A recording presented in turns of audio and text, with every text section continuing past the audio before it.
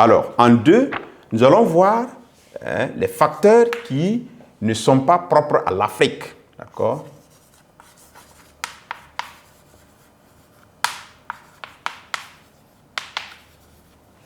Alors, à ce niveau, il faut se dire que nous pouvons prendre des exemples de facteurs externes qui ont entraîné la naissance des mouvements d'émancipation. On prend par exemple les conséquences des 2 guerres.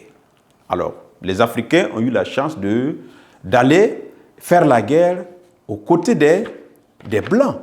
Donc, ils ont eu la chance d'étudier le Blanc, de le comprendre ou bien de le connaître davantage. Donc, le mythe de l'invincibilité de l'homme blanc a pris un coup. Et bien sûr, celui de l'infériorité, d'accord, de l'homme noir aussi, s'est dégradé. Voilà. Donc, on pensait que le blanc était un super homme et la guerre a démontré tout à fait le contraire. Il y a eu l'action de l'ONU, ok? L'ONU qui défend l'égalité entre les peuples, donc ne peut pas permettre à certaines puissances de dominer les autres États. Donc l'ONU a condamné le colonialisme au droit de l'égalité entre les peuples et du droit des peuples à disposer d'eux-mêmes. Donc cela aussi peut se justifier à travers la conférence de Bandung, une rencontre afro-asiatique en 1955 qui a condamné en Indonésie, qui a condamné le racisme dans toutes ses formes. Et il y a aussi le rôle joué par les grandes puissances telles que les États-Unis d'Amérique, la Russie. Donc, ces pays ou bien ces puissances qui n'avaient pas de colonie voulaient que la colonisation cesse pour avoir aussi un impact économique sur les anciennes colonies qui appartenaient aux pays européens de façon générale. Donc, ces grandes puissances ont joué un rôle dans la condamnation du colonialisme et en accompagnant aussi les peuples dans la lutte pour leur indépendance. Il y a aussi l'action de l'Église. L'Église aussi, au nom de l'égalité entre les peuples, a condamné également le racisme, la colonisation. Et nous pouvons enfin parler de certaines idéologies, notamment l'action de l'idéologie marxisme-léninisme, donc qui refusait que les masses populaires soient sous le contrôle, évidemment, des bourgeois. Donc voilà un peu des facteurs externes qui ont favorisé la naissance des mouvements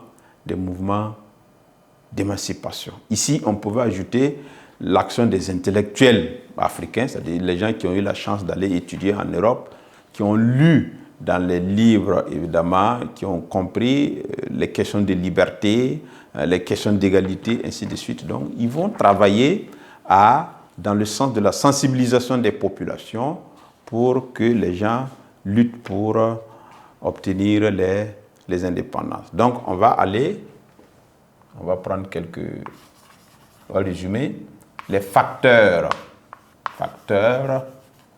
externes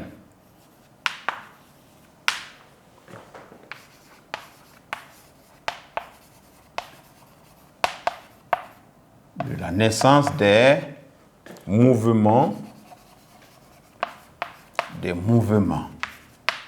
d'émancipation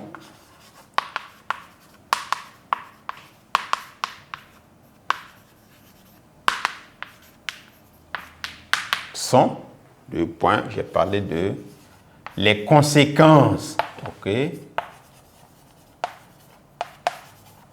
des 2 guerres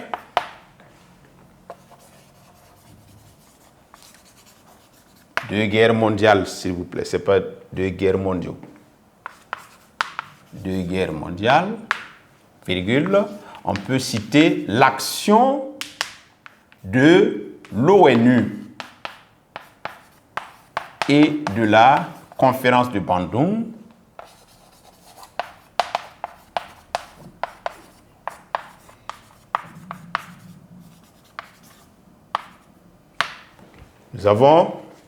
on peut citer le rôle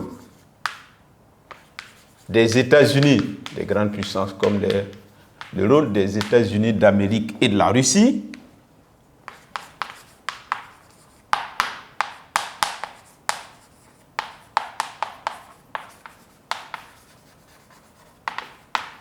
Le rôle de l'Église, voilà. Le rôle de l'Église.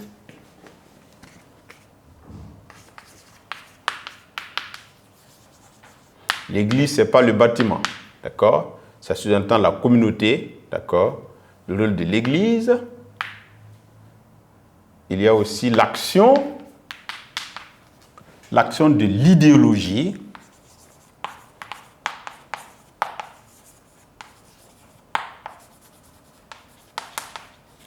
Marxisme, léninisme.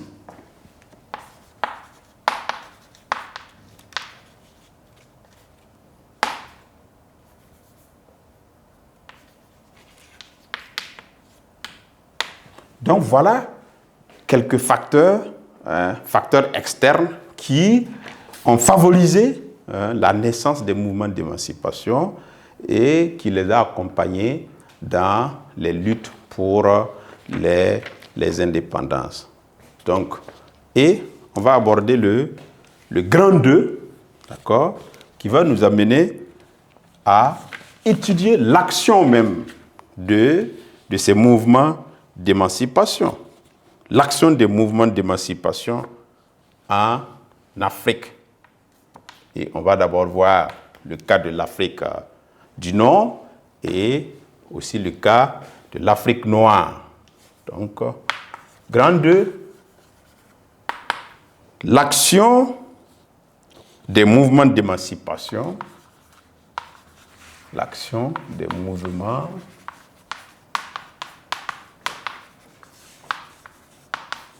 d'émancipation en Afrique du Nord.